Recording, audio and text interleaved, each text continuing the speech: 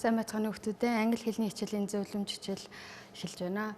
Өнөөдрийн хичээлийн агуулга нь бол infinitive and gerund. Мөн boosting your vocabulary буюу үгийн сангаа нэмэгдүүлэх аргууд. Мөн reading technique болон paraphrasing хэрхэн reading дасгал ажиллаж байхдаа хийх вэ гэдэг талаар ярилцсанаа. Хамгийн түрүүний сэдэв бол infinitive болон gerund гэсэн сэдэв байсан. Тэгэхээр infinitive болон gerund сэдвийн талаар сурагчдтай хамгийн түрүүнд эхлээд ойлголт өгье. Infinitive гэдэг нь бол тухайн үйл үгийн бол анхдагч хэлбэр буюу хувираагүй байгаа хэлбэрийг хэлж байгаа. Тэгэхээр өөрөөр хэлбэл to read, to watch гэх мэтээр бичигдэнэ гэсэн. Bare infinitive бол нөгөө энэ дээр байгаа to байхгүй болоод read, watch гэж бичигдэж байгааг бол bare infinitive. Өөрөөр хэлбэл infinitive-ийн хоёр төрөл байдаг байх нь. Gerund-ийн тухайд яаж үүсдэг вэ гэхлээр үйл үгийн ард ing залгаж үүснэ.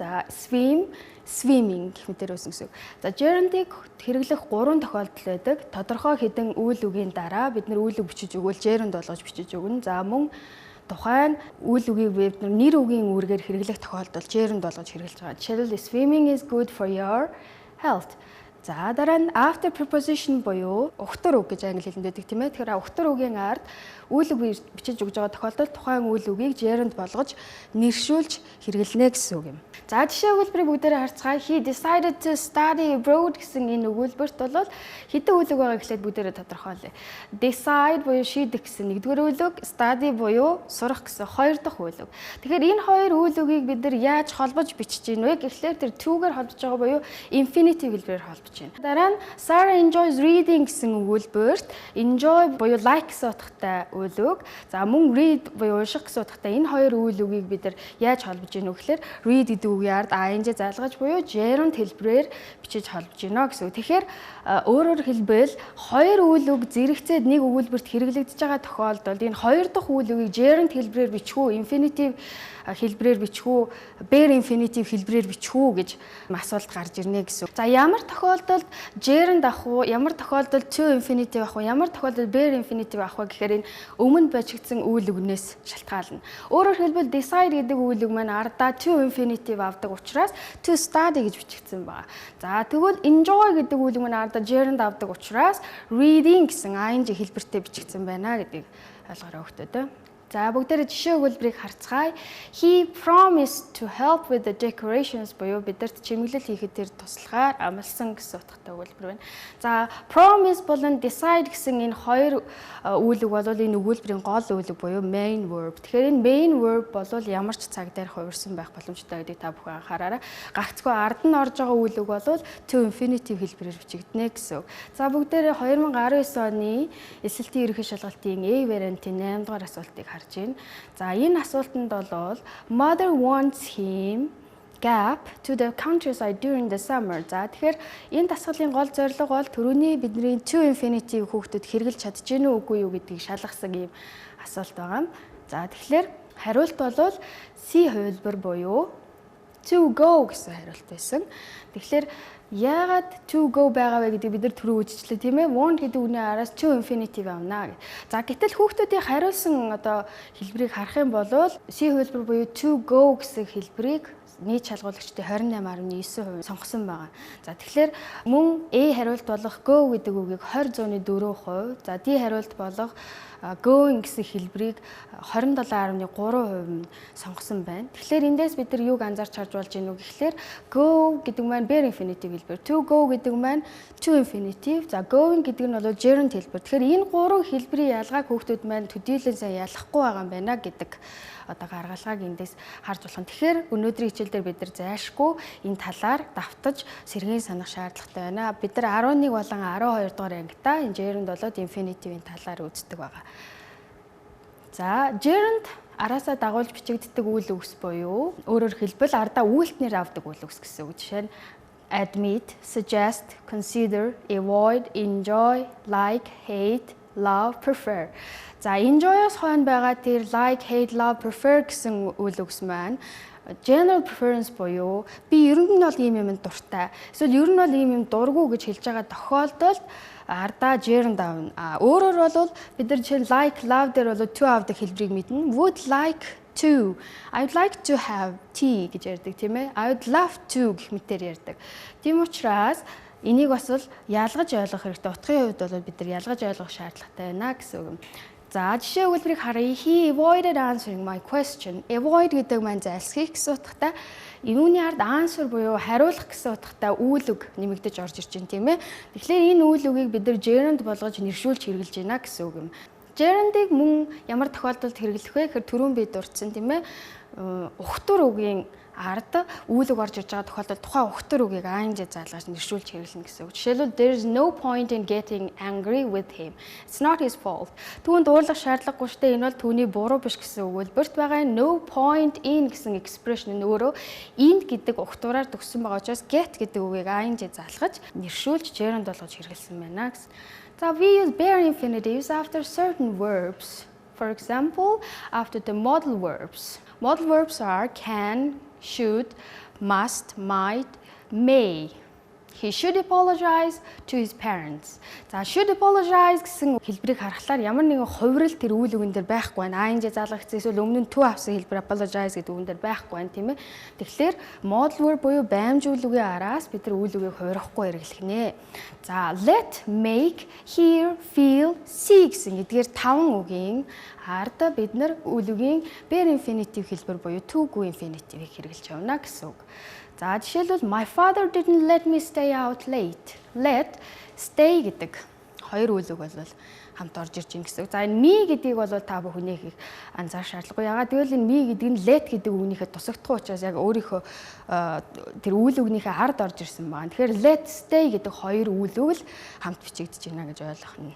Харин here буюу сонсох гэсэн үйл үгийн тухайд бол ардаа bare infinitive болоо gerund-ыг авахаараа утгын хувьд ялгаатай болоод орж ирж байгаа. Жишээлбэл I heard Liz tell the story гэх юм бол тухайн хүний ярьсан одоо Liz-ийн ярьсан яриаг би эхнээс нь дуустал нь сонссон гэсэн утга гарч ирж байна. I heard Liz talking on the phone гэх юм бол зөвхөн тэр conversation буюу ярианы одоо хэсгийг нь сонссон гэсэн утга гарч ирж байгаа. Тэгэхээр энэ ялгамжаа утгыг бас хүүхдүүд маань сайн цээжилж ойлгох хэрэгтэй. За help бол их сонирхолтой. To infinitive болоо bare infinitive-ийг хоёулангийн араасаа дагуулж бичиж болно. Ямар нэгэн утгыг болвол ялгаа гарахгүй. He helped us to fix the computer. Өөрөөр хэлбэл to fix гэж бичиж болох нь эсвэл fix the computer. Аливаар нь бичиж болох нь утгын хувьд бол ялгаагүй гэсэн үг. За бид сая to infinitive болоо gerund, bare infinitive-ийг авдаг үгсүүдийг салангадаар нь үтсэн.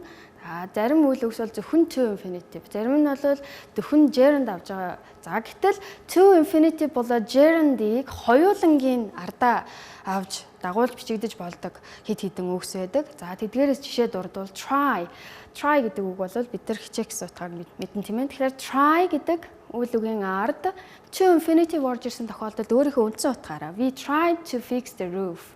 Өөрөөр хэлбэл try to infinitive байгаа тохиолдолд try гэдэг үгийн маань үндсэн утга энэ дээр хадгалагдана. Бид нэр дээрээ засахаар хичээсэн гэсэн утгаар гарч. Try ing form байгаа тохиолдолд бид нэр ямар нэгэн зүйлийг туршиж хийж үзэх гэсэн утгаар.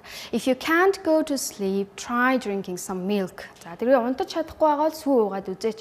Тэгэхээр хоёр try-ийн хооронд бол утгын ялгаа гарч ирж байгаа хүүхдүүд маань анзаарж байгаа бах. За дараагийнх нь stop гэдэг үйл үг байна. За stop үйл үг маань to infinitive аваад ирэхлээр purpose буюу зорилго заана. Өөрөөр хэлбэл ямар нэгэн зүйлийг хийхээр төр зогсох гэсэн утга. He stopped to fill the tank with petrol then continued driving. Өөрөөр хэлбэл шатгуун авахын тулд зогссон гэсэн үг. Дараа нь stop ing form байх юм бол ямар нэгэн өмнө хийж исэн үйлдэлээ одоо хийхээ болох буюу тухайн зүйлийгээ хийхээ болж зогсоохыг хэлж байна. If I have stopped buying the newspaper because now I read the news online. Би сонин худалдаж авч уншихаа болсон. Ягаад гэвэл одоо мэдээллүүдийг би онлайнаар уншдаг болцсон гэсэн утгаар энэ дээр хэрэглэгдсэн байна тийм ээ.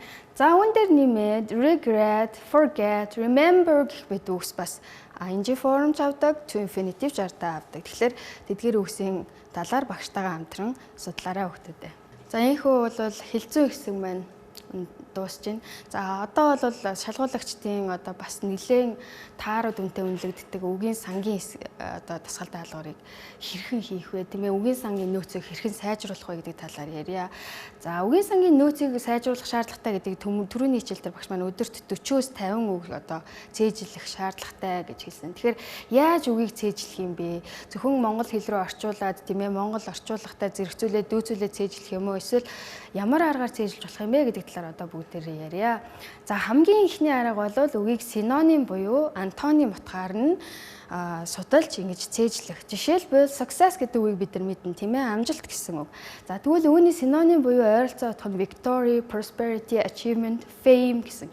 Бид нар success гэдэг үгийг өдөр тутмынхаа ярианда их хэрэглээд байдаг бодож эдгээр үгийг одоо синоним гэдгийг мэдээд яг success гэдэг үгтэй ойролцоо ингэж хэрэглэж чаддаг үлээ үгүй юу? Бид нар success гэдгийг л үргэлж хэрэглээд байдаг тийм ээ. Тэгэхээр дараа нь бол антонимын одоо судалж үзэх хэрэгтэй. Тухайн үгний чинь одоо эсрэг утга нь юу юм? Failure, defeat, loss гэсэн эсрэг утга бол success гэдэг үгэнд байдаг бахнэ. За тэгэхээр ингэж цээжлэх маань ямар одоо ашигтай вэ гэхээр зөвхөн үгийн санг сайжруулаад зогсохгүй reading дасгалыг хийхэд маш их хэрэг болдог. Өөрөөр хэлбэл reading дасгалыг хийж явах явцад бол бид нар үгийн синоним утгуудтай маш их ажиллах шаардлага гардаг учраас энэ маягаар үгнүүдийг одоо цээжилж судлах хэрэгтэй. За дараагийн арга бол үгийн одоо suffix буюу бид нар залгуур гэж ярьдаг тийм ээ. Залгуур ашиглаад тухайн үгийн part of speech буюу үгсийн аймгийг өөрчилж ингэж цээжлэх боломжтой. Бид нар beauty гэдэг үгийг мэднэ. Noun буюу жинхэнэ нэрийн утгаараа бол гоо үзэсгэлэг гэсэн утгатай тийм ээ. Тэгэхээр энэ үгэн дээр ямар залгуур suffix залгах юм бол энэ үг одоо adjective юм уу adverb болох вэ? Зөвхөн үйлэг нэр үг цээжлэхээс илүү adjective буюу тэмдэг нэр тийм ээ. Эсвэл үүлийн тодотгол бас adverb гэсэн эдгээр үгсийг бас цээжэлж тийм ээ өөрийнхөө үгийн баялаг нэмэгдүүлэх боломжтой. За жишээд beauty, beautiful гэхвэл full гэдэг залгаар adjective үүсэж байна.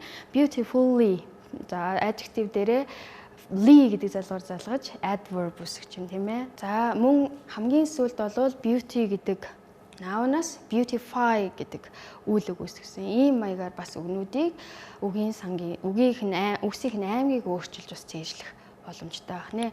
За үүний яг эсрэг бол англи хэлэнд prefix буюу ухтур гэж байдаг. Монгол хэлэнд бол ухтур байхгүй. Тэгэхээр ухтураар бид нар үгсийн аймгийг нь өөрчлөхгүйгээр тухайн үгийн утгыг нь өөрчилж явдаг байна. За жишээлбэл legal, illegal, responsible, irresponsible, definite, indefinite, normal, abnormal, polite, impolite, fair, unfair гэсэн.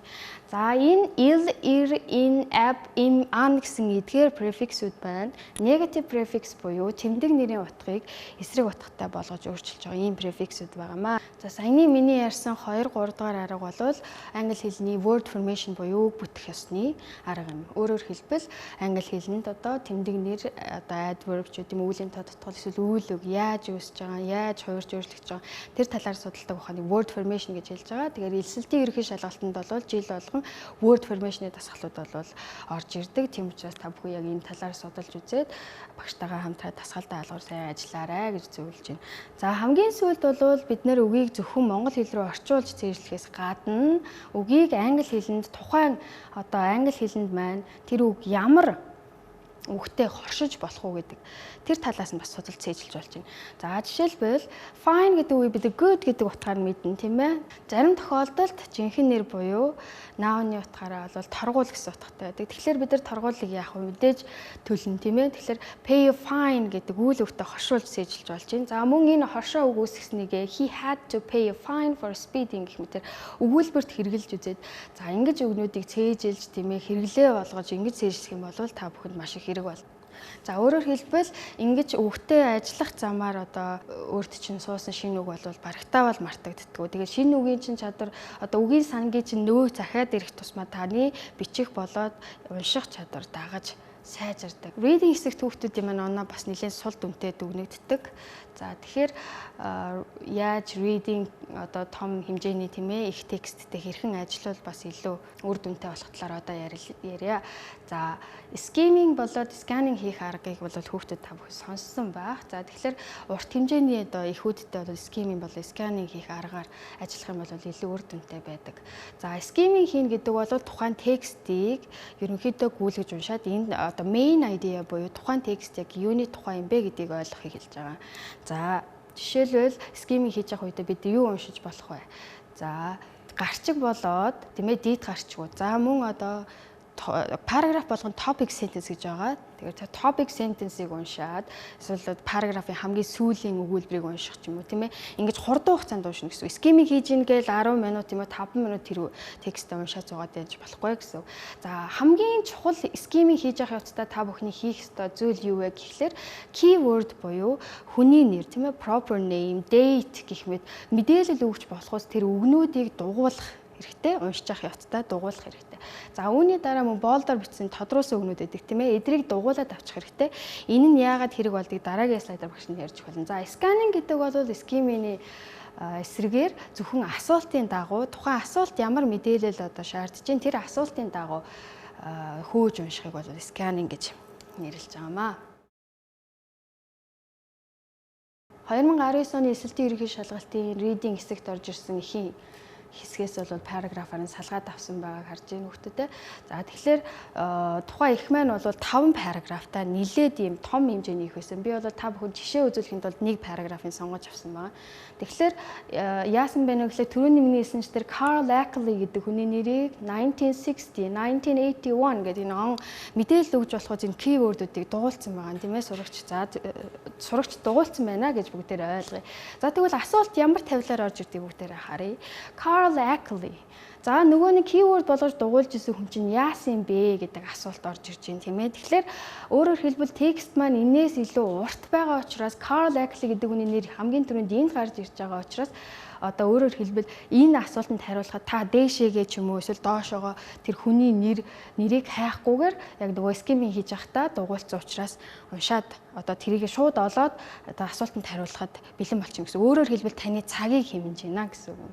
За хариулт нь бол help to protect the gorillas буюу энэ encourage гэдэг үгэн дээр гарч ирсэн ба.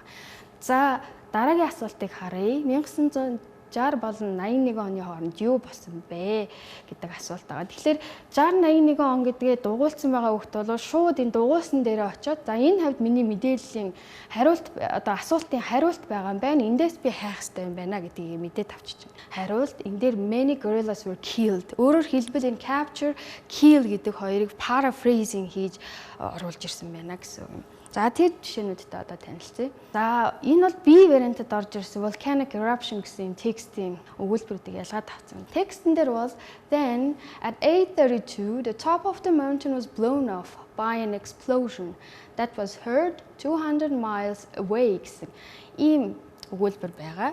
Тэгээ хариултан дээр болохоор юу гэж орж ирсэн байгаа вэ гэхээр асуулт нь болохоор when the volcano erupted the top of the mountain. Уулын орой яасан бэ? Галтуул дэлбэрэхээс өмнө уулын орой яасан гэсэн асуулт байгаа. Тэгээ хариулт нь was broken into pieces. Тэгэхээр энд байгаа тэр blow off гэдэг үйл үгийг энэ дээр break into гэсэн хэлбэрээр оруулж ирсэн байна. Тэгэхээр энэ бол синоним хэрэглэж оруулж байна. Өөрөөр хэлбэл энд байгаа үйл үг хариултан дээр бол давтагдаж яг адилхан хэлбэртэй орж ирдэггүй гэсэн. Энэ дээр бол reading-ийг challenging болгож байгаа хэсэг нь бол яг энэ байдаг.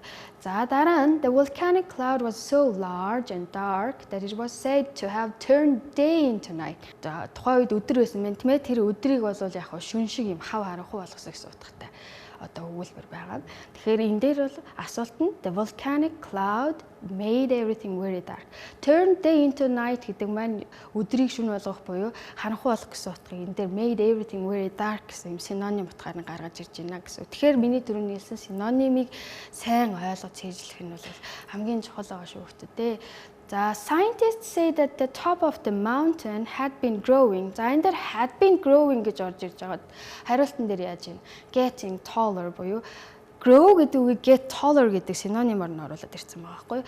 Мөн explosion буюу тесрэлт гэдэг үгийг eruption буюу галтуулын дэлбэрэлт гэсэн энэ синонимоор нь оруулж ирж өгсөн байна. Тэгэхээр энийг бол бид нар заримдаа paraphrasing буюу ойролцоо утгатай үгнүүдээр нь өгүүлбэрийг сольж найруулж бичих гэж ярилж байгаа. Тэгэхээр paraphrasing чадвар бол reading болоод writing чадварт маш их хэрэгтэй. Эндээс бид нар юг харж болох вэ гэхлээр асуултын хариулт бол тухайн текстэн дээр буюу бүтэн параграф дээр байна гэж байдаггүй.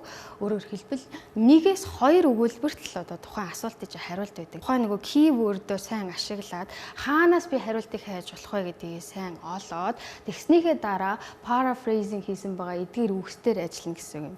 Өнөөдрийн хичээлийн анхаарал сонссон суралцагчдаа баярлалаа. Та бүхний шалгалтанд амжилт хүсье.